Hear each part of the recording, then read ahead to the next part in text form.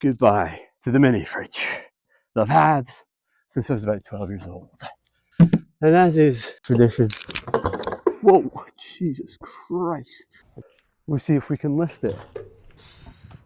When you consider that all of the drive comes from the solid ground that you're standing on the unicycle, essentially, all of that power needs to come from my core. That's a lot of pressure. I mean, this is the thing, the name mini fridge is a deceptive one, because while it is smaller in stature, it weighs exactly the same as that fucking freezer. You're trying to generate force to get the fridge up, but where you're trying to derive that force from is wildly out of control.